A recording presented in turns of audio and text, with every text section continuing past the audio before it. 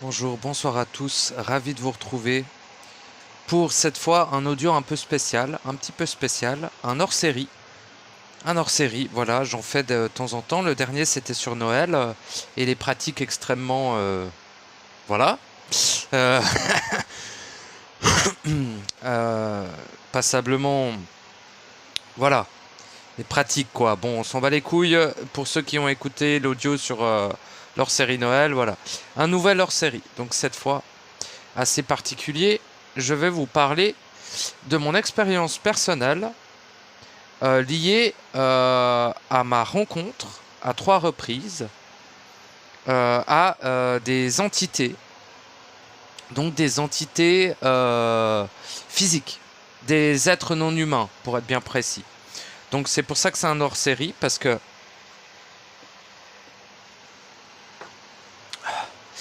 je vais crever, putain de Taras. Parce que c'est un... Il me faut une putain de flotte Taras là. Parce que ça n'a rien à voir avec ce qu'on parle d'habitude, donc c'est-à-dire le soutien au processus. C'est juste mon expérience personnelle qui m'a amené à provoquer certains déclics qui par la suite m'ont amené à où j'en suis là maintenant, quoi, en gros. Donc ça a quand même à peu près son importance.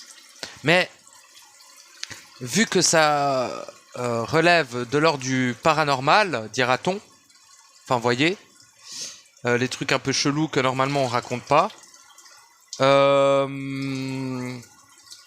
voilà. Je l'ai pas dit, j'en ai pas parlé au début de ma chaîne pour pas décrédibiliser mes propos aussi. Donc voilà, là je peux en parler parce que pour les vieux de la vieille qui m'écoutent depuis le début, le noyau dur de mes abonnés, je pense pas qu'ils vont être choqués parce que certains ont déjà entendu certaines de ces vécus. J'allais dire histoire, mais c'est pas une histoire, c'est un vécu que j'ai eu. Donc voilà. Et pour ceux qui étaient sur Discord, mais sinon, vu que j'en avais pas parlé de manière publique, eh bien je vais le faire. Parce que fut un temps, j'étais empêché par ces entités d'en parler. C'est encore à peu près le cas, mais bah je m'en bats les couilles maintenant. Et en plus, elles peuvent essayer tout ce qu'elles veulent. Elles ont perdu d'avance, donc voilà. Elles pourront pas, comme à une époque où je me sentais pas d'en parler tout simplement. Et là, je me sens d'en parler. Bon bref, je vais pas tourner autour du pot 10 000 ans, parce qu'en plus c'est des longues histoires, donc ce sera un long... Enfin, histoire, je dis encore histoire. C'est des longs vécus, donc ce sera probablement un très long audio. Donc écoutez-le en plusieurs parties si ça vous intéresse, ou ne l'écoutez pas, parce que c'est un hors-série qui n'a rien à voir avec le soutien au processus. Voilà, c'est purement très égoïste, hein, ma démarche est extrêmement égoïste, c'est-à-dire que je ne veux que communiquer ce que j'ai vécu pour que ça sorte de moi, parce que ce soir particulièrement, je suis entre guillemets un peu en train de revivre cela, donc j'avais besoin d'en parler. Voilà. Donc c'est ce que je vais faire. Alors, commençons au commencement. Déjà. Parce que si je vous commence pas à vous dire les trucs que j'ai vécu étant enfant, de ce que je me rappelle, hein, parce que il y a probablement plein d'événements que j'ai vécu que je me rappelle pas, mais de ce que je me rappelle. Parce que si je commence à vous dire les méga dingueries que je vais dire là maintenant, enfin, pour la plupart c'est peut-être des dingueries, pour certains c'est tout à fait normal, parce qu'eux-mêmes l'ont déjà vécu, mais voilà, je considère tout de même que c'est des choses qui sortent de l'ordinaire. Bon, pour ça que je dis un peu paranormal, vous voyez. Et puis, je veux pas non plus surfer. Oui, je vais me retenir 1 heure avant de causer, hein, parce que pour moi, c'est des trucs qui se disent pas. Voilà, c'est des trucs qu'on ne parle pas publiquement de ça. Parce qu'on passe pour un putain de fou furieux. Un fou, juste un fou. Pas furieux, mais juste fou. Bon, bah voilà. Mais à vous de définir si je suis fou ou pas. Je m'en bats les couilles. Et vu que je m'en bats les couilles, bah je peux en parler. C'est quand même formidable, hein. Enfin, je m'en bats les couilles. Oui et non. J'ai pas envie de décrédibiliser mes propos sur la chaîne, quoi. Donc, c'est pour ça que j'ai attendu très longtemps avant d'en parler. Mais du coup, voilà. Donc, ça va aussi, gentiment, je vais commencer à parler de mon expérience personnelle qui m'a amené à mon processus, à l'accomplissement de ce processus. Parce que oui, encore une fois, je suis un énorme sac à merde qui prétend avoir accompli son processus. Plein ne seront pas contents, comme d'habitude, sont pas contents. Mais je m'en bats les couilles. Bref. Donc, premièrement, on va dire que tout ceci a commencé... Est-ce que je suis en train de crier parce qu'il est extrêmement tard? Non, c'est bon. Tout ceci a commencé à l'âge de 12 ans. Donc, à l'âge de 12 ans, j'ai une amie d'enfance que certains connaissent sur le Discord, mais que je tairai le nom, n'est-ce pas? Parce que là, ça va être sur Internet public. Donc, faites pas vos recherches, bande de sacs à merde. Je suis un être extrêmement dangereux et je suis extrêmement rancunier. Donc, n'essayez pas de savoir des trucs sur ma vie ou des gens que je cite, de les retrouver ou parce que si je le sais par eux, en vrai, je suis un fou malade. Faut faire très attention. Hein. Bref. Alors, non, parce que vraiment, je peux vraiment passer des années à vous traquer juste pour savoir où vous habitez, pour vous défoncer la gueule. Hein. Si vous cherchez des gens ou vous cherchez à me nuire ou comme ça. Moi, j'ai pas les mêmes limites que l'humain moyen. Hein. Je fais pas de mal aux gens, mais si on commence à m'attaquer ou à me diffamer ou à essayer d'exposer des choses publiques sur Internet, des gens qui ont rien demandé parce que ils ont rien demandé. Voyez. Et ça, voilà, moi, les injustices, ça peut me faire vriller, me faire aller dans certains extrêmes, dira-t-on. Donc voilà. Ceci étant dit, je peux commencer mon histoire. Donc, à l'âge de 12 ans, avec mon ami d'enfance. Je vais juste dire ami d'enfance, mais on a une relation très proche, elle et moi. Bon, elle se reconnaîtra si elle écoute cet audio. Et voilà. À 12 ans, j'étais chez elle et elle me parlait qu'elle voyait les fantômes. Et moi, c'est une personne avec qui je vais beaucoup roter, je vais beaucoup me vomir dans la gorge. Ça va être très très pénible pour moi. Hein. Faut bien comprendre que c'est extrêmement pénible pour moi de parler ce genre de truc. Donc ça va pas vraiment être un audio très qualitatif. Hein. Puis je vais passer du coq à l'âne, je vais intercroiser des souvenirs. Ça va être un véritable merdier. Mais au moins, ce sera dit. Bon. Donc, prenez un thé, posez-vous et triez, quoi. Triez et battez-vous-en les couilles. C'est purement égoïste. Ma démarche est purement égoïste. Après, s'il y a des gens qui ont vécu des trucs paranormaux, méga chelous, et qui osaient pas en parler, ou qui osaient pas, eh ben, les dingueries que je vais dire maintenant, ils vont se dire, ah bah voilà, il y a quelqu'un qui en parle, merveilleux. Éventuellement, ça va peut-être, permettre à certains de se dire, ah bah tiens, j'ai pas halluciné, je l'ai peut-être vraiment vécu finalement. Vous voyez, c'est un peu ma démarche aussi. Toujours un peu une démarche égoïste évidemment, mais aussi une démarche de soutien, quoi. Donc, à 12 ans, elle voit les fantômes. Moi, je les vois pas. Moi, à 12 ans, j'étais normiche. Hein, normiche, j'aimais les jeux vidéo, j'aimais la violence à 12 ans, non, peut-être pas, mais j'aimais les jeux vidéo, j'aimais bien l'espace, j'aimais bien l'histoire, j'étais très très en mode, je kiffais bien le Moyen-Âge, j'étudiais énormément l'histoire, je demandais toujours à mes parents de m'acheter des livres d'histoire, parce qu'à l'école c'était de la merde, enfin j'ai toujours trouvé que l'école c'était très limité, et voilà. Donc vraiment un passionné d'histoire et pas vraiment de science-fiction, ça m'intéressait pas trop, mais j'aimais bien l'espace, quoi. Voilà, de savoir le nom des planètes, les constellations. Bon, un peu la base, quoi. À 12 ans, tu t'intéresses à certains trucs, tu vois. Ah oui, bon, évidemment, aucunement au foot, aucunement à tous les trucs que les humains aiment, quoi. Moi, je m'en battais les couilles, je trouvais ça inintéressant, total. je m'intéressais à des trucs un petit peu de nerd. J'étais un peu un geek.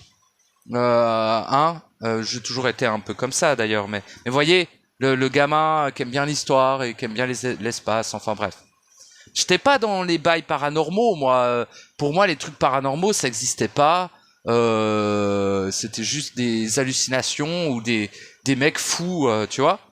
J'étais assez normiche, hein. Normiche, ça veut dire genre j'étais assez cartésien étrangement, hein, à 12 ans. Même vachement cartésien, quoi. Maintenant que j'y repense. Bon, on s'en fout, hein, c'est pas une tare, hein. Y a aucun souci, j'ai aucun souci avec les cartésiens, hein.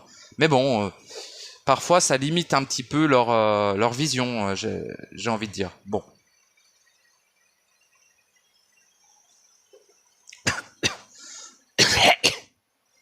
Donc j'étais vraiment dans tout ce qui ne se voit pas n'existe pas. Vous voyez le délire? Si je le vois pas, ça n'existe pas. Bon. Mais il y a cette amie d'enfance qui me parle qu'elle voit les fantômes. Et puis elle me dit, je vois les fantômes depuis que j'ai 5 ans et maintenant je t'en parle. Ok. Elle m'en avait peut-être déjà parlé, mais tu sais, les souvenirs d'enfants, bon, moi, c'est pas tout clair, hein, vous voyez, c'est vraiment pas tout clair. Surtout aujourd'hui, c'est encore moins clair qu'à l'époque, parce que j'ai plus de mémoire, j'ai plus d'âme. Donc du coup, c'est très compliqué. Et c'est aussi pour ça que je me suis retenu de parler de ces genres de trucs, parce que c'est très compliqué pour moi d'en parler, vu que j'ai plus la mémoire dans mon âme de ça. Donc j'utilise d'autres techniques que je ne révélerai pas, qui sont très personnelles et que vous avez qu'à découvrir aussi vos propres capacités à un moment donné. Je vais pas tout vous mâcher le travail, comme on dit, hein. Et puis bon, on s'en fout de ça. Bon, donc à 12 ans, et puis il y a aussi elle qui m'en a reparlé de certains trucs, et du coup ça m'a rappelé des choses, et puis voilà, parce que je suis allé la voir à mon anniversaire. Bon. Donc cette amie d'enfance, elle voit les fantômes. Elle dit, je vois les fantômes, donc il y en a 6 chez moi, il y en a un avec une hache, c'est l'ancien ami de mon père, tout ça, tout ça. Elle dit, bon, et lui c'est le protecteur, il est pas méchant, il y a une espèce de sorcière chelou dans la remise, je sais plus si elle est dans la remise ou je sais plus quoi. Je vais pas vous dire les détails parce que c'est des trucs assez intimes de la part de cette personne, de cet être merveilleux que j'apprécie beaucoup, et je vais pas dévoiler son intimité sur internet comme ça se fait pas. Mais en gros, elle voit les fantômes, bref. Et il y en a 6 chez elle, il y a un espèce de barbu, mais moi je suis très dans les détails, je suis un putain d'autiste, hein. Je suis un autiste aspergé à de très très haut degré d'autiste, hein, d'autisme. Bon. Donc du coup, moi je vis tout le temps les trucs dans les détails, je suis un autiste. Bon, c'est pas grave, hein, c'est des choses qui arrivent. Mais j'ai la chance de pas être comme, parce que il y a des enfants autistes, tu sais, je sais pas, il y a différents spectres de l'autisme, quoi. Moi, je suis un autiste, mais j'arrive à parler à des gens, plus ou moins. Donc c'est pas mal en vrai. Enfin, j'ai cette chance-là. Enfin bref, on s'en branle. Donc il y a le barbu, il y a machin, il y en a 6, 7. Elle me dit il y en a 6 ou 7. Dans la pièce où on a, il y en a 4. Et tu vois déjà, même si c'est pas que je la croyais pas, mais moi j'étais méga cartésien. J'étais en mode non mais moi si je vois pas, écoute je te crois sur parole, tu vois des fantômes, mais pour moi écoute ça existe pas quoi. Et là elle me dit tends ta main vers le radiateur. Tu vois c'était pas vraiment l'hiver, c'était peut-être je sais pas genre l'automne, mais il faisait pas méga froid non plus quoi. Tu vois, il faisait chaud dans la pièce, il faisait même plutôt pas mal chaud. J'espère que j'ai assez de clopes, hein, parce que je vais me fumer un paquet entier, là. Ouais, c'est merveilleux. Donc, il faisait vachement chaud. Et puis voilà, il faisait chaud. Qu'est-ce qu'on s'en bat les couilles? Ah oui, c'était pour parler, parce que ça va être compliqué, putain, parce que j'ai plus les mémoires dans l'âme, donc ça va être vraiment compliqué de me rappeler de ça, mais bon. Oui, donc chaud, il faisait chaud dans la pièce. Bref, on s'en branle. Non, on s'en branle pas, parce qu'elle me dit tends ta main sur le radiateur. Et sur le radiateur, il faisait froid. Le radiateur était chaud, mais au-dessus du radiateur, il y avait une espèce de courant froid, tu vois. Et toutes les fenêtres étaient fermées, c'était plutôt bien isolé, enfin, je voyais que le froid ne venait pas, tu vois, d'une mauvaise isolation de la fenêtre, je sais pas quoi. C'était vraiment un froid assez étrange d'ailleurs. Tu sais, un froid, c'est pas un froid hiver, c'est pas un froid, c'était un froid assez surnaturel, quoi. Tu vois, à l'époque, je connaissais pas tout ça, mais j'étais en mode, ouais, ce froid, il est chelou. En plus, c'est qu'à une zone bien précise, genre de 30 centimètres. 30 centimètres en haut, en bas, à gauche, à droite, il faisait froid. J'allais à 40 centimètres, pas de froid. Tu vois? Et même, je me rapprochais ma main de la fenêtre, pas de froid. Mais à l'endroit où elle me disait de mettre la main, il faisait froid. Et un froid chelou. Avec des courants. Mais pas des courants en mode que dans un sens. Des courants un peu en spirale, un peu. Un froid spiraleux. Bon. Donc déjà là, je me dis, bon, bah c'est un peu chelou. Puis elle me dit, là, tu mets la main dans un des fantômes qui est assis sur le radiateur. Je dis, ah ouais, putain de merde, quand même. Là, je commence à me dire, ouais, y a des bails. Bon, il y a des bails. Bon, bah voilà. Et puis du coup, je sais pas, je crois qu'elle avait besoin que quelqu'un la croie parce que parce que je crois que personne la croyait à cette époque-là, où il y avait peut-être une de ses amies qui faisait genre qu'il la croyait, mais voilà, elle voulait m'en parler, elle voulait, voilà. Elle me dit, donne-moi ta main. Instinctivement, si tu veux. Je sais même plus si elle me l'a demandé ou si on s'est juste pris la main comme ça instinctivement. Et en gros, quand elle m'a pris la main, j'ai vu les fantômes. Elle m'a lâché la main, je voyais plus les fantômes. Tu vois. Je vais vraiment me gerber dans la bouche perpétuellement. Je bois de l'eau, hein, si jamais. C'est bon, bon, je vais pas tout vous expliquer tous les bails à chaque fois. Hein. Il faut comprendre que bref. Oh.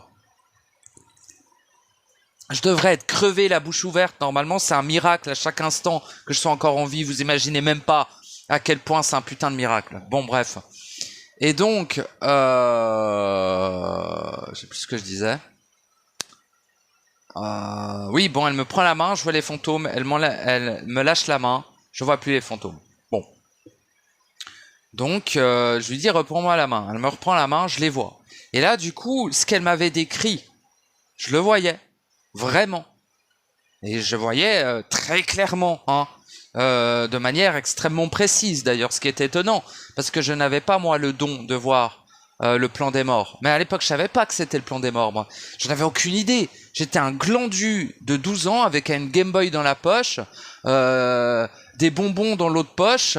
J'aimais bien un petit peu les trucs sombres et tout, mais j'étais un dark Sasuke, tu vois, un petit peu. Un petit blond darky, tu vois, mais j'étais pas enfin blond, je sais même pas si je suis vraiment blond, mais pour moi j'ai toujours été un blond, donc voilà, ouais. Un châtain, quoi, on s'en fout. Putain, pourquoi je parle de ces détails à la con, on s'en bat les couilles. Bon, et puis du coup elle me prend la main, il y a beaucoup de résistance, hein, vous m'excuserez. Donc elle me prend la main, je vois ses fantômes, voilà. Donc à partir de là, j'ai commencé à voir des choses, c'est-à-dire que non, parce que je voyais pas moi les fantômes. Hein, mais j'avais eu cette expérience, donc je pouvais pas, tu vois, je pouvais plus. Déjà, je la croyais à 100%. Donc du coup, on pouvait en parler les deux.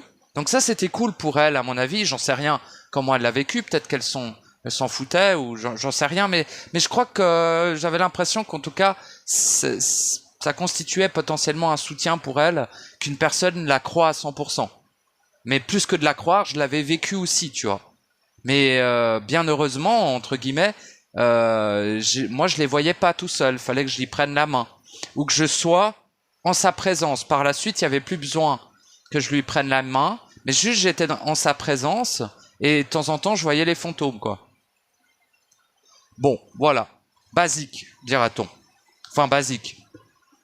C'est quand même quelque chose, hein. T'as 12 ans, t'as 12 ans, t'as la psyché d'un gamin de 12 ans. Tu vois le délire? C'est quand même quelque chose à 12 ans. Je le vis maintenant, je me dis j'en ai rien à branler. Parce que j'ai vécu des dingueries à des milliards d'années-lumière de ça, mais quand même. C'est à cette époque-là, moi, moi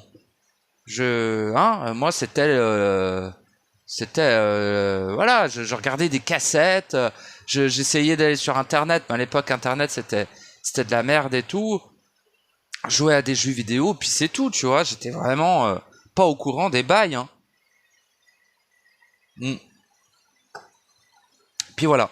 Bon, 12 ans, voilà, premier événement. Et je vous parle de ce premier événement parce qu'après, tout s'est enchaîné. Et je vais peut-être pas vous faire la liste de tous les bails parce que l'audio, il sera un audio de 4 heures et c'est indigeste. 4 heures, je suis gentil. Hein.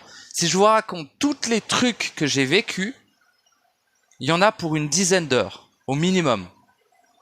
Et je sais même pas si j'arriverai à parler de tout. Parce qu'après, je vais être fatigué et puis il va faire jour et je serai encore là en train de causer de mes trucs. Il faut que je m'occupe de mon corps artificiel à un moment donné quand même. Donc, essayons d'aller vite. Je vais vous passer des détails qui sont peut-être importants, mais bon.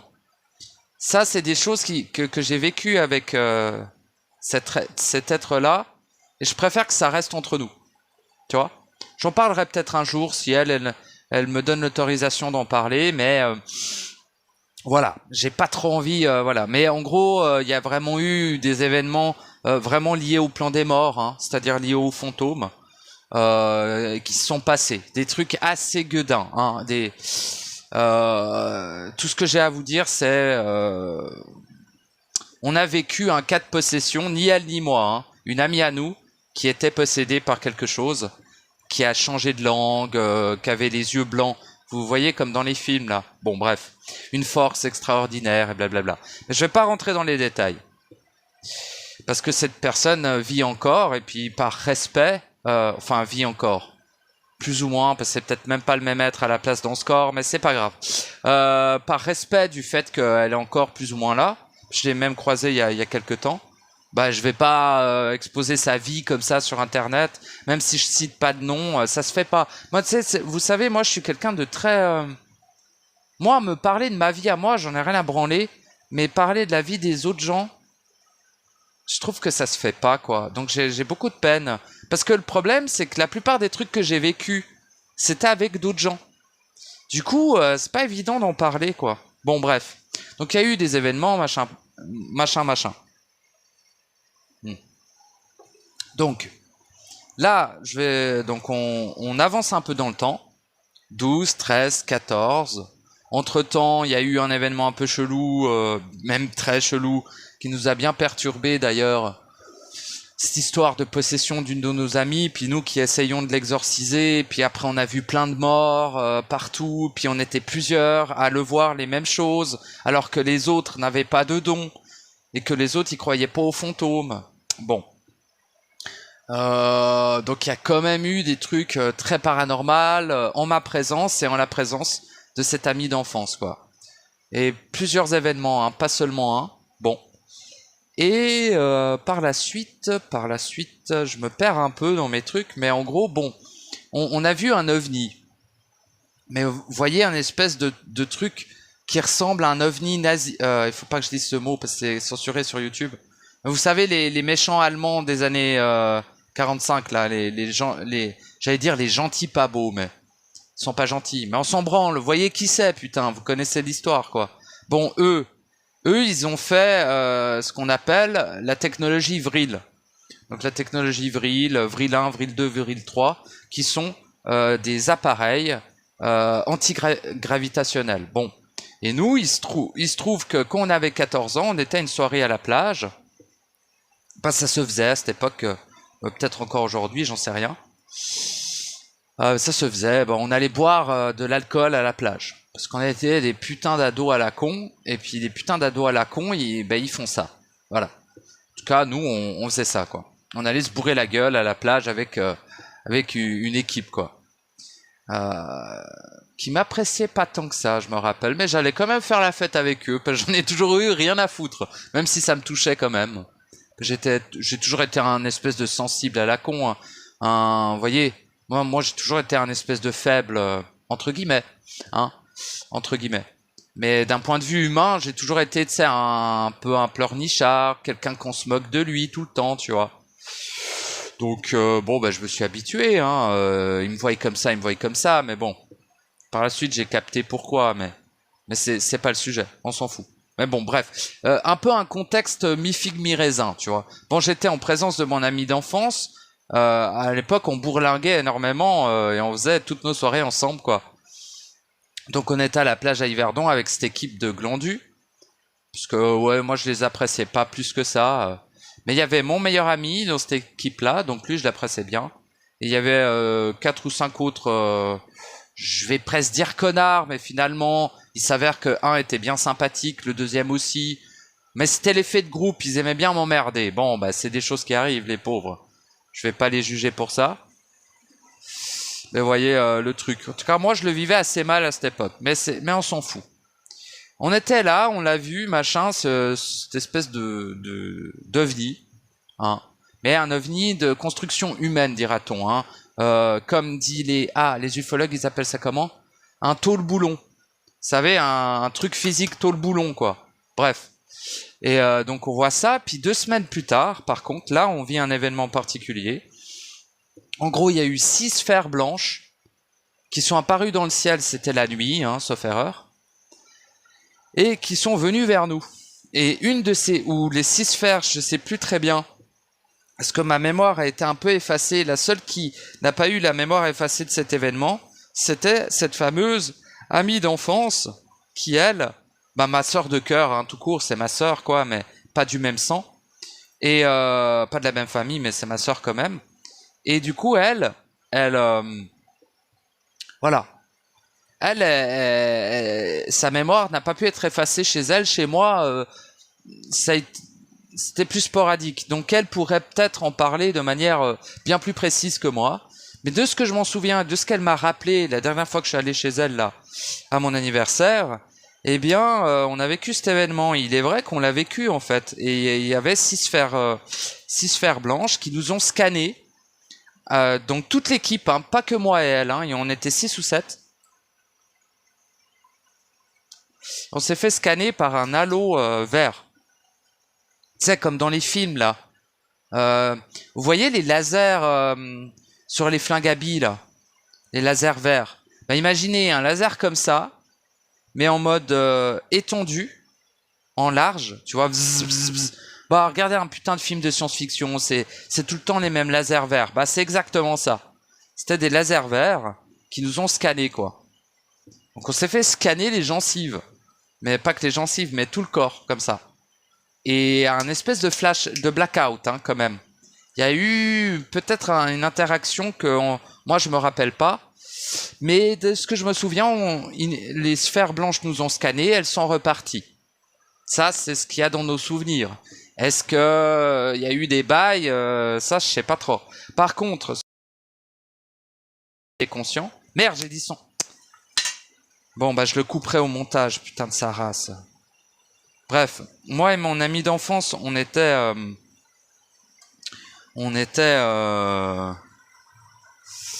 Ah, ça m'a perturbé, j'ai dit son nom, putain de sa race. Bon, c'est pas grave, je couperai au montage, donc on s'en fout. Il faudrait que je retrouve où est-ce que j'ai dit... Bon, bref, heureusement qu'il y a les... C'est bien. Bah, pour une fois, je cutterai, mais seulement au moment où je dis son nom. Bref. Donc, avec cette amie d'enfance, qu'il faut pas que je dise le nom d'ailleurs, elle s'en souvenait, tu vois. Mais les autres avec qui on était, bah, c'est comme si rien ne s'était passé. Ils ont continué à faire la fête. Tu vois, en mode vraiment, waouh, bon, chelou quoi. Et voilà, ça c'était un des événements. Après, la vie s'est enchaînée, voilà. J'arrive vers les 15 ans, parce que là on avait peut-être 13-14 à la plage, ou peut-être 15, ou je sais pas. Mais j'arrive vers les 15 ans. Et là j'ai une autre amie, une blonde, on s'en fout. Mais pour dire, c'est une autre amie, quoi. Et d'enfance aussi, hein, que je connais depuis très longtemps d'ailleurs et tout, que j'apprécie beaucoup. Et qui me dit, vas-y, on va à la montagne chez mes grands-parents, on va faire du ski. Je dis, bah, let's go. Moi, je suis un colossal prolétaire, un fils de pauvre, hein, comme on dit. Et un pauvre tout court, hein. Toute ma vie, je n'ai vu que la pauvreté, quoi. Enfin, la pauvreté en Suisse, hein, j'entends. Comparé à un mec en Afrique, faut pas déconner, hein. Bon, mais des colossales prolétaires, quoi, quand même. Tu vois, genre, bon, on s'en fout. Mais genre, moi, le ski, genre, c'était une occasion particulière pour moi. Mais on s'en fout, c'est des détails. Mais J'allais pas en ski tout le temps, quoi. Bref, donc j'étais tout content d'y aller. Et puis, je sais plus comment c'était démerdé. Je crois qu'on avait loué des skis à 20 balles à un endroit dans un bled paumé. Bref, mes parents étaient sympas à cette époque. Non, je déconne. Ils ont toujours été gentils, mais peu spéciaux quand même. Mais bon, moi, je suis le mec le plus chelou de la terre, donc je vais pas juger les gens, hein. Donc voilà. Et puis j'avais ces skis, donc on est allé chez les grands-parents, machin. On a skié, c'était merveilleux, on s'est bien éclaté, on s'est fait des copains au Valais. Parce qu'à cette époque-là, j'étais extrêmement social. Donc j'étais super chelou, méga autiste, mais assez social finalement. Et puis les gens avaient l'air... toute ma vie, les gens m'ont souvent apprécié en fait. Tu sais, bon, souvent on se moquait de moi et tout, mais ça dépendait. C'était certains types de personnes qui se moquaient de moi, mais souvent je passais assez crème dans les groupes. Même si au bout d'un moment dans la soirée, ils captaient que j'étais méga chelou, et soit ils avaient peur, soit ils s'en foutaient, tu vois. Bon. Et mais ils m'ont beaucoup appris sur moi-même en fait. Maintenant je sais pourquoi j'étais chelou, tu vois. Mais à l'époque je me disais bah non, en fait je suis normal, c'est eux qui sont bizarres, tu vois. Enfin bref. On s'en fout de ce que je dis là. Donc, donc l'événement, c'est en gros les grands-parents, donc chelou déjà, les grands-parents de mon ami, qui est pas mon ami, qui est une amie d'enfance, mais qui est une autre amie à moi. Bon, moi je traînais pas mal avec des filles à cette époque, puisque voilà, moi les mecs, ils m'ont toujours pété les couilles. Je m'entendais mieux avec les filles, les femmes, quoi. Ce qui est toujours le cas aujourd'hui d'ailleurs. D'ailleurs, j'ai plus d'amis que d'amis. Hein, ça a toujours été le cas. Bon, bref. On s'en bat les couilles, putain. Je parle trop... Tu sais, je parle trop en mode personnage et tout. C'est parce que... y a des trucs qui m'ont un peu traumatisé. Du coup, je suis un peu... C'est un peu spécial pour moi de parler de ça. Bref. Bon, j'ai réglé ces traumatismes aujourd'hui, mais... Fut un temps, ça m'avait fait un certain choc. Donc bon. Donc on va voir les grands-parents, ils nous amènent voir des amis à eux pour qu'on mange avec leurs amis à eux. Déjà, pourquoi tu nous as pas laissé tout seul dans le chalet, enfin dans l'appartement de montagne? Pourquoi tu nous emmènes avec vous? Très bizarre, tu vois. Comme si c'était un événement qui était à peu près prévu sans que les humains le sachent, tu vois. Bon. Donc, mais ils sont merveilleux, hein, les grands-parents à cet ami, ils sont vraiment merveilleux, c'est des gens que je respecte énormément. Enfin, on s'en branle, mais pour dire, c'est des gens... Moi, j'ai toujours considéré que c'était des gens bien. Tu vois, et c'est pas des gens qui sont dans la magie ou dans des trucs chelous. Je précise ça parce que c'est pas anodin. Donc on va dans un autre bled en Valais, je sais même pas où c'est parce que je suis une merde en géo et puis je sais jamais où je suis quand je suis dans un endroit, quoi. Je me rappelle jamais des noms des trucs. Mais ça, c'est depuis que je suis gamin, de toute façon, donc c'est pas nouveau. Donc on est dans ce bled, je sais pas où il est. Et là, il y a donc un couple avec un gosse méga chelou. Alors, pour moi, j'ai toujours été, dans mon paradigme, le mec le plus chelou que j'ai jamais rencontré de ma vie. Donc le weirdo, vous voyez un weirdo en anglais, là ils disent weirdo, mais un mec bizarre, vous voyez le mec bizarre? Bah c'est moi. Bon. Et par contre, alors imaginez que moi je considérais que j'étais le mec le plus bizarre de la terre entière. Hein. J'ai jamais rencontré un mec aussi chelou que moi dans ma vie, tu vois. Mais là, ce petit gamin, il était plus chelou que moi. Donc pour que moi, je le considère comme bizarre, faut y aller, faut se lever tôt. Hein. Donc le petit gamin était méga chelou et d'ailleurs je dis à mon ami, il est chelou ce gosse un peu, non? Elle me dit ouais, il est grave chelou. Mais bon, c'est un gamin, qu'est-ce que tu veux, on va s'en occuper quoi, parce que les parents s'en battaient les couilles du gamin d'ailleurs, c'était bizarre. Et en gros, il nous l'a foutu le gamin dans nos pattes, tu vois, parce que les parents allaient montrer leur deuxième maison qu'ils construisaient, c'était des méga bourges. Bon, on s'en bat les couilles qu'ils soient riches en vrai. Mais on voyait un espèce de... Ils sont battés les couilles du petit, quoi. Ils ont dit, vas-y, va jouer avec eux. Mais genre, ils ont pas capté. Le gamin, il avait 6 ans, 7 ans, tu vois. Et nous, on avait 15 ans. Genre, on joue pas au même truc, quoi. Bon. Normalement, tu fous pas un gamin dans les pattes des ados, quoi. Si tu captes un petit peu que les ados, en fait, ils vont boire de la vodka et fumer des clopes. En vrai, nous, on fait ça, quoi. Donc, c'est pas vraiment des activités pour un gosse. Donc, bon, on fume des clopes, mais ça, euh, nous, on est des bons petits, tu vois. On s'occupe du petit, quoi, parce que on toujours été un petit peu dans l'amour de l'autre, finalement. Hein, même si c'était astral à l'époque. Voilà, on va s'occuper de ce gosse, quoi. Donc, on s'éloigne un coup parce que le gosse il dit je vais vous montrer mon ami. Donc bon, on se dit bon, putain c'est déjà long, hein, 35 minutes que j'ai rien dit là. Bon, bref, montrer son ami. Et du coup on se dit bon, ok. Tu sais, au début on s'attend à ce qu'il nous amène dans une maison où il y a un autre petit gosse. On se dit voilà, on va se taper un autre morveux dans les pattes, super.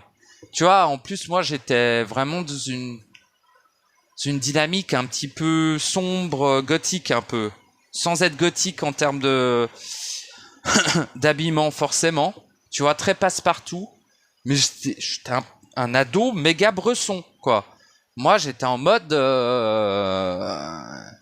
je vois des fantômes, j'ai vu des fantômes, je sais qu'il y a des saloperies qui existent, tu vois, j'étais un petit peu déjà mindé dans des trucs un peu bressons, ce qui n'est pas le cas de mon amie, qui était un peu plus insouciante, dira-t-on.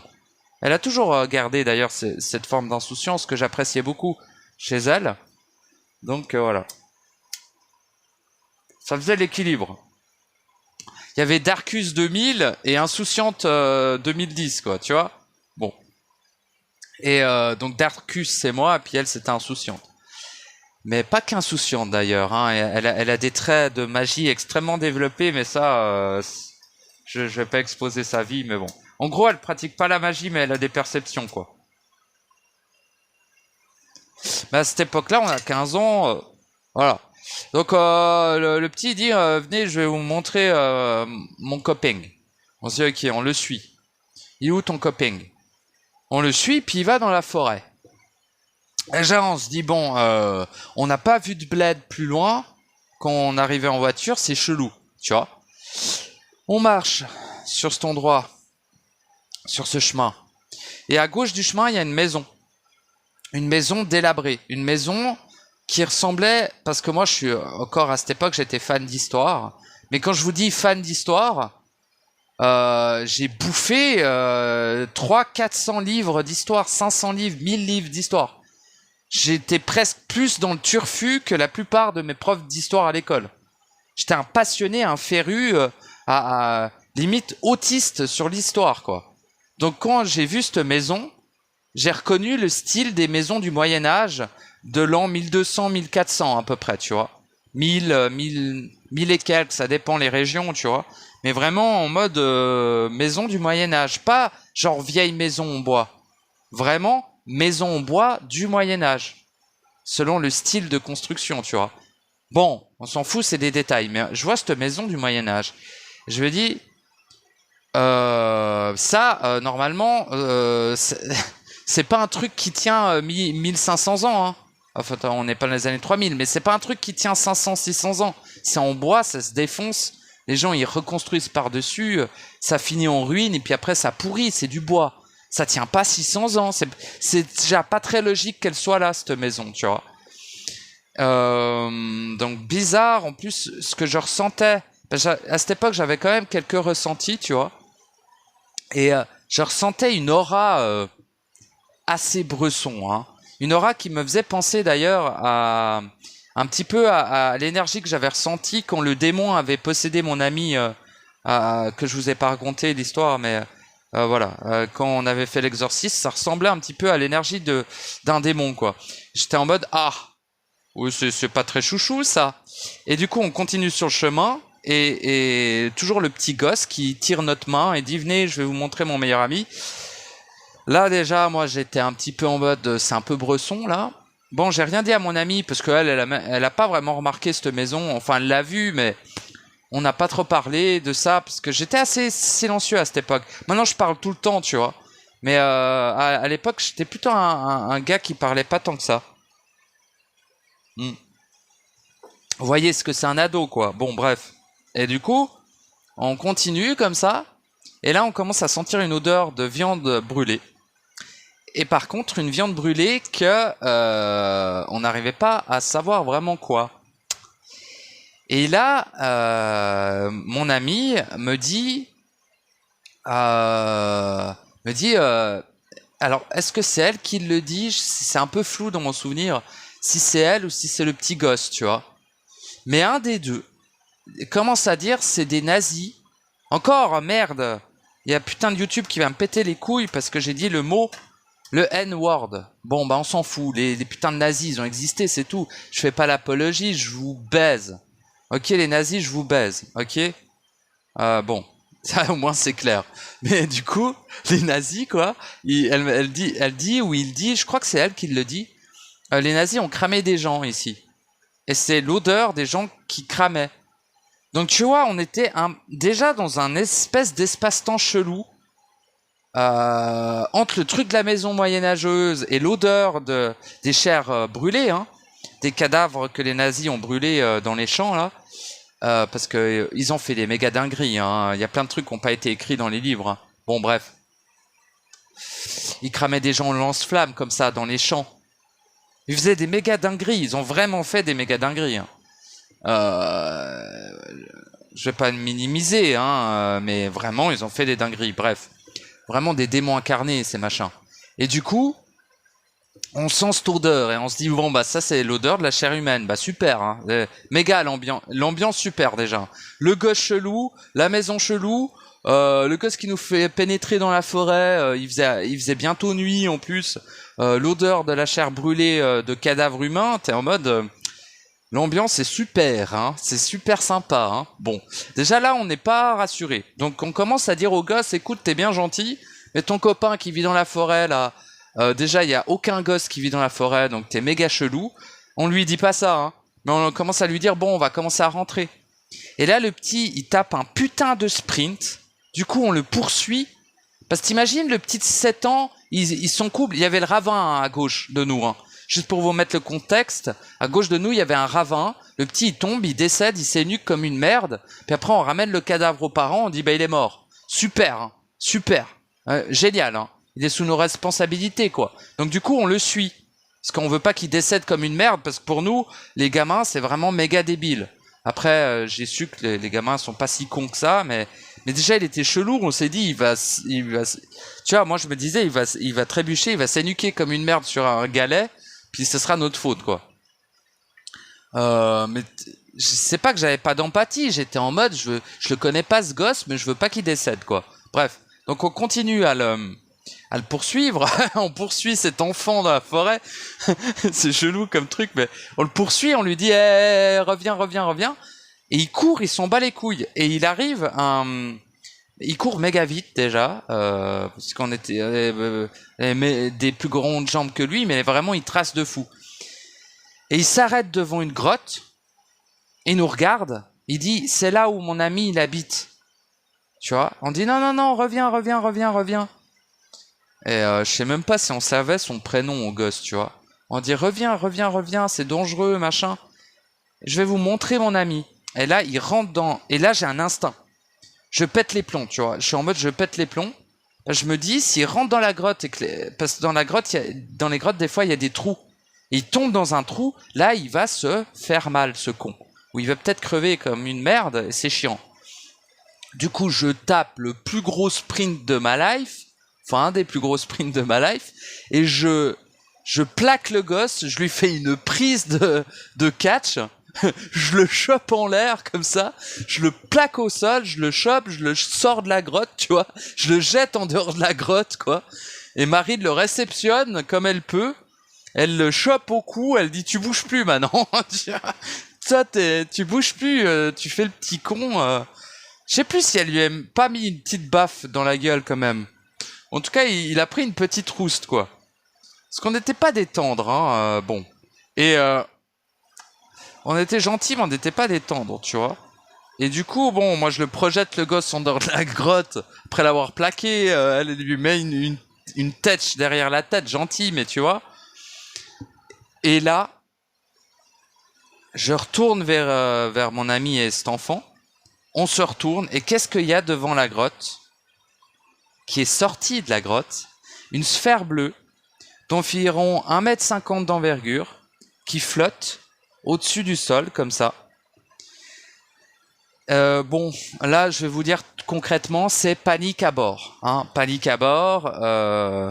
Le capitaine quitte le navire. On répond plus rien. On voit ça. Mon ami voit ça. Moi, je vois ça. Et pour vous dire le contexte, j'avais déjà vécu des trucs chelous. Hein. J'avais déjà vécu des trucs méga chelous. Genre, tu sais, je vous ai raconté avant là. Le truc avec les fantômes, le machin du cas de la possession et tout ça. Mais là, c'était quelque chose que je n'avais pas encore vécu. Et que mon amie était tétanisée par la peur, mais elle était assez courageuse pour dire, vas-y, on trace sa mère. J'ai dit, vas-y, on trace sa mère. Sa mère, elle traçait, nous, on traçait plus vite que sa daronne, tu vois. Donc, on a chopé le gosse par le col. Moi, d'un côté, elle de l'autre. On l'a soulevé du sol. Et puis, on a couru avec le gosse dans les mains, comme ça. Et on a couru dans la direction de la maison des amis des grands-parents, quoi. Bref. Et du coup, on court. Et on arrive donc... là, on arrive à l'endroit où il y avait la fameuse maison chelou moyenâgeuse. Et tu sais, on ralentit un peu le pas parce qu'on voit plus la sphère derrière nous. Donc on se dit, tranquille, elle peut pas s'éloigner du périmètre de la grotte, tu vois. Parce que j'avais déjà un petit peu les notions, je me suis dit c'est peut-être un fantôme, tu vois. Parce que moi, tous les trucs chelous que j'allais voir par la suite, je me disais c'est des fantômes, tu vois. Parce que pour moi, le seul truc chelou qu'on pouvait voir dans ce monde, c'est les fantômes. Vous verrez que par la suite, que nenni, hein, y a des dingueries bien plus colossales que ça. Et donc voilà. Et donc voilà. Donc et on tourne la tête à droite, il n'y a plus la maison. Tu vois, avant, elle était à gauche parce qu'on allait dans un sens, puis après, elle était à droite parce qu'on était dans l'autre sens. Plus de maison. La maison chelou, là. Plus de maison. Ok, donc là, je regarde mon amie et je lui dis « Hey, il y avait une maison, là ?» Elle dit « Ouais, il y avait une maison, mais elle n'y est plus, hein. » Et je fais « Putain de merde. » Puis tu sais, là, on commence, tu vois, on est un peu blanc de la gueule, hein. Blanc. On commence à être un peu en mode... Là, on commence à bien flipper parce que... Je sais pas, ce bail de la maison, ça nous a fait un peu bader en vrai. Parce qu'on sait qu'on n'a pas halluciné. On a vu une putain de maison style moyenâgeuse, avec une aura super chelou. Bon, ça, c'est surtout moi qui l'ai ressenti. Mais voilà. Et là, on la voit plus. Bon, bizarre. Et le gosse, qu'est-ce qu'il fait, le gosse? C'est là où ça devient super chelou. Le gosse, il s'arrête net. Il bouge plus. Et quand je vous dis qu'on le soulevait facilement, le gosse. Hein. Là, il est cloué au sol, le gosse. Il fait 150 kilos, le machin. On n'arrive pas à le soulever. Un gosse de 6 ans, hein, il fait quoi? 20 kilos? 30 kilos? Même pas. À 6 ans, il fait 20 kilos, le machin. Donc, on n'arrive pas à le soulever. Je me rappelle qu'on tirait comme des reuillets. On tirait comme des reuillets là, sur ce gosse, là, comme ça, on tirait sur ses habits pour le soulever du sol. Rien n'y faisait. Le gosse ne bougeait plus. Et là, il a eu les yeux blancs. D'ailleurs, le bail des yeux blancs, il y a quelque chose... Bon, mais je vais pas faire chaque fois toutes les explications de tout.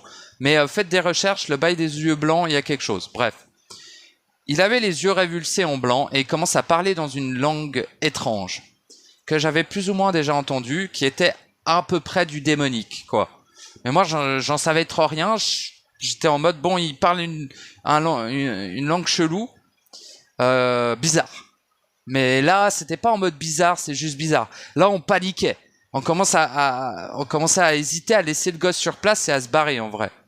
Hein, on fait quoi de ce gosse? On l'assomme, qu'est-ce qu'on fait, tu vois?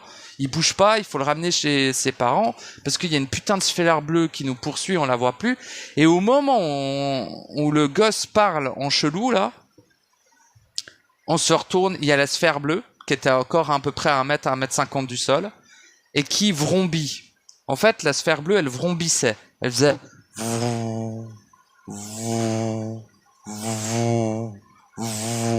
Bref. Donc, bon, ça vrombit, quoi. Donc, en vrai, moi, intérieurement, je me suis dit, ça, c'est pas un fantôme. Hein. Parce que les fantômes, ça vrombit pas, tu vois. Et j'étais en mode, bon, en plus, les fantômes, c'est pas une sphère bleue, hein, de base. C'est des, bon, les fantômes, c'est les fantômes, quoi. C'est pas une sphère bleue, quoi. C'est très chelou. Elle vrombit. Et autre détail important, la sphère bleue, en vrombissant, faisait s'écarter sur le sol, parce qu'on était sur un chemin de petits cailloux. Tu vois ces chemins de petits cailloux dans la forêt, tu vois ce que c'est? Chemin de petits cailloux, quoi. Et les cailloux sur le sol s'écartaient quand elle vrombissait. Donc elle avait une interaction avec le plan physique, cette sphère bleue, tu vois. C'était pas genre on hallucinait, parce qu'il y avait... Et tu vas me dire, ouais, t'as halluciné de voir les cailloux s'écarter. Ouais, bah arrête tes conneries, là, franchement. On voyait les cailloux s'écarter quand elles vrombissaient.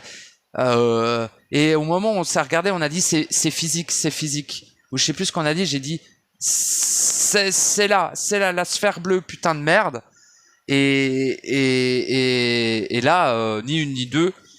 Là, par contre, tu vois, je sais plus si on a mis une claque au gosse, je sais plus ce qu'on lui a fait à ce pauvre gosse, mais je crois qu'on lui a mis une tatane dans la gueule et on lui a dit ouais, tu te réveilles, là, il y a la sphère bleue, faut se barrer. Et en gros, là, le gosse, il fait une espèce de crise, il dit c'est mon ami, c'est mon ami. On dit non, que dalle, c'est pas ton ami, c'est une putain de sphère bleue, ça n'a rien d'humain, c'est un truc super chelou. On va se tirer. C'est pas ton ami, ça, t'es un malade mental, toi. On lui a pas dit, tu vois, mais on se regardait avec mon ami, on se disait, il est totalement taré, ce gosse. On le chope par le callback et on continue à courir. Là, du coup, son poids était normal et puis ses yeux étaient revenus à la normale, tu vois. Mais il commençait à criser un peu, tu vois. Mais il avait pas peur de nous. Ils sont battés les couilles de nous, d'ailleurs. Comme s'il était un peu dans sa sphère, ce gosse, quoi, tu vois. Et il disait, je veux voir mon ami, je veux voir... Non, on va tracer, c'est une putain de sphère bleue. Moi, j'ai jamais vu ça de ma vie, gros. Arrête tes conneries, on va se faire défoncer par une saloperie. Dieu sait ce que c'est, cette merde, quoi. Donc on commence à courir et la sphère bleue nous poursuit. Tu vois, elle ondulait comme ça, elle ondulait, et elle accélérait en vrombissant, toujours à 1 m 50 du sol, et elle ondulait comme ça. Elle accélérait. Et nous, on a accéléré aussi. On a tracé comme Jaja. On a tracé. On avait les poumons éclatés. On est arrivé. On a tracé dans le village. Sans regarder derrière nous. Hein. On était tellement paniqués. Tu vois, quand t'as vraiment peur et que c'est la peur, mais énergique, quoi, qui te fait courir comme si t'avais un lion qui te poursuivait ou une armée de morts-vivants, je ne sais quoi, tu vois, ou une armée avec des flingues ou machin, tu cours comme t'as jamais couru dans ta vie. Avec le gosse qui touchait pas le sol parce qu'on courait avec le gosse dans les mains comme ça, et on est arrivé dans la maison des amis, des grands-parents là, essoufflés comme Jaja. On a repris notre souffle, on est monté à l'étage, on a lancé, enfin on a dit ouais ça s'est bien passé, vous étiez où? On est allé un coup en forêt machin, mais on avait des gueules comme si on avait vu la mort en personne. Mon pauvre ami, ils ont rien vu parce que les grands-parents, bon c'est des grands-parents quoi, donc du coup tu vois ils sont pas, c'est, pour vous dire il y a un décalage de 50-60 ans entre nous et eux. Donc bon, ils étaient dans un autre paradigme, dira-t-on. Ils se sont dit bon bah ils ont couru, voilà, c'est des jeunes, tu vois, ils se sont pas dit bon. Et nous on disait que dalle, hein. Là on était dans un mutisme assez bon. On a dit vas-y, occupez-vous de votre gosse un coup là parce qu'il est méga chelou, puis on a grave badé. On n'a pas dit ça, mais on a dit ouais on peut, vous pouvez vous en occuper, tu vois. Bon, du coup les parents assez abusés, ils ont pris le gosse, ils l'ont enfermé dans sa piole. Moi, j'ai remarqué que ça m'avait choqué un peu. J'étais en mode, bah, fais-lui un câlin, connard, et il est à moitié paniqué. Bon, mais tu sais, hein, celui-là, j'en étais pas à ma première où je voyais que les humains étaient vraiment des colossales sacs à merde, hein, la plupart. Donc pas tous, hein. Il y en a des êtres merveilleux, mais je voyais bien que ceux-là, c'était plutôt de la catégorie sac à foutre, quoi.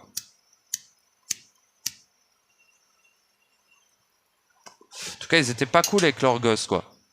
Peut-être qu'ils avaient peur de cet enfant, hein, d'ailleurs. Hein. Peut-être qu'il se passait des trucs chelous qu'ils n'ont pas parlé, et puis que le coup de la sphère bleue, c'était anodin pour eux, j'en sais rien.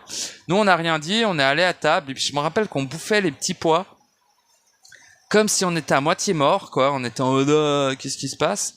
On bouffe ces petits pois, puis on regarde à droite, et il y avait la sphère bleue qui était à peut-être à 30 mètres, 50 mètres de nous, et qui était en dessous d'un lampadaire. Et elle vrombissait comme ça. Mais on l'entendait plus. Mais on la voyait là-bas. Et je lui dis, regarde vers le lampadaire. À mon ami, je lui dis, regarde vers le lampadaire. Et elle regarde, elle dit, putain, la sphère bleue. Elle dit la sphère bleue. J'ai dit la sphère bleue, tu vois. Et là, on commence à triper. On dit, putain, elle va nous suivre et tout. Bon, on continue à bouffer. Et là, on rentre à Thion 2000 dans un autre bled du Valais. Et voilà. C'est tout. La sphère bleue nous a pas suivis. On n'a jamais revu cette sphère bleue. Et puis, ça s'est arrêté là. On en a reparlé la nuit. Puis, plusieurs fois par la suite. Putain, il y a eu un bruit chelou chez moi là. Bah, si vous voulez vous pointer, c'est maintenant. Je vous pète la nuque et c'est réglé, ok? Croyez que vous venez chez qui là? Et du coup, même si vous n'avez pas de nuque, hein, je vous brise tout ce qui vous constitue. Alors, bon bah voilà. Donc c'était l'histoire de la sphère bleue. Voilà. Donc ça, ce fut la première partie. Donc en fait, je vais faire plusieurs audios. En gros, j'ai eu 3 rencontres avec des choses qui interagissaient avec le plan physique. Ceci était ma première expérience. Et je vais m'arrêter. Putain, il y a vraiment un truc qui fait un bruit dans mon appart. Attendez, je vous mets en pause. Bah manifestement, c'était rien. Enfin bref. Et du coup, donc ces histoires-là, c'est des histoires, quoi. Mais c'est un vécu. Vous voyez, c'est vraiment un vécu que j'ai partagé avec une amie à moi. Et voilà. Et des années plus tard, on en a reparlé, puis elle s'en souvenait plus trop, ou elle l'avait occulté dans son esprit, tu vois. Et après, j'en ai reparlé encore des années plus tard. Elle était là, ouais, me parle plus de la sphère bleue, je veux pas en reparler, tu vois. Mais en gros, oui, on l'a vécu, mais c'était méga chelou. Puis pour elle, c'était sa seule expérience bizarre qu'elle a eue dans sa vie. Tu vois, pour elle, c'était vraiment très traumatique. Pour moi aussi, mais j'ai vécu tellement des colossales dingueries par la suite que c'est vraiment, pour moi, ça reste léger encore. Bon. Voilà, donc excusez-moi si c'était long, si c'était fastidieux, s'il n'y avait pas beaucoup de détails, parce que je m'en souviens pas très bien. Bah d'ailleurs, j'ai plus de mémoire, donc ça va être compliqué.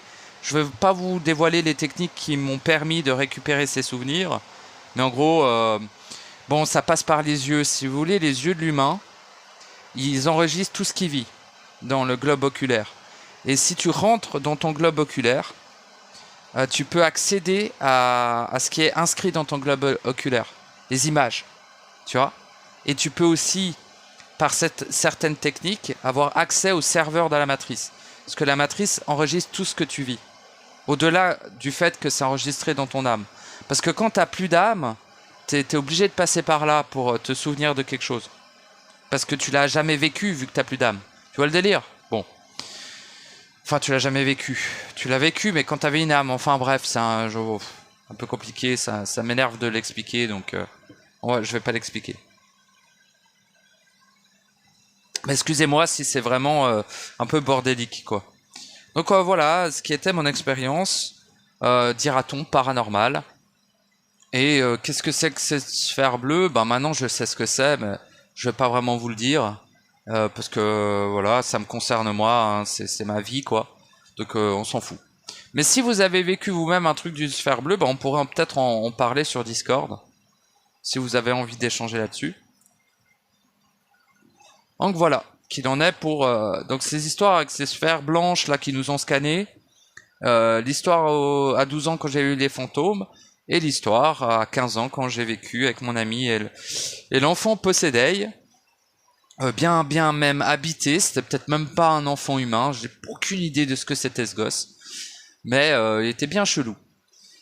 Et voilà, avec son meilleur ami, la sphère bleue qui sort d'une grotte, super quoi. Donc voilà, c'était la petite histoire, je vous remercie de m'avoir écouté. J'espère que ça n'ait pas été trop fastidieux. Ces audios comporteront des hors-séries. Et ce sera les hors-séries de mes expériences, dira-t-on, paranormales, entre guillemets, car vous verrez qu'à la fin, j'apporterai éventuellement quelques explications mécaniques de qu'est-ce que c'est que ces merdes que j'ai vécues, quoi. Mais à l'époque, là, on s'arrête quand j'ai 15 ans. Je suis à moitié traumatisé de ça.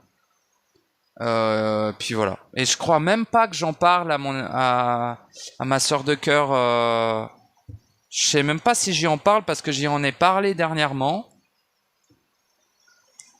Puis elle avait pas l'air de se rappeler de ça. Elle a une très bonne mémoire, donc je pense que j'ai un peu occulté l'événement, tu vois. Et après c'est ressorti des années plus tard, mais ouais, j'avais un petit peu mis ça de côté, quoi. Voilà. Donc des bisous, merci de m'avoir écouté. Et bah à bientôt.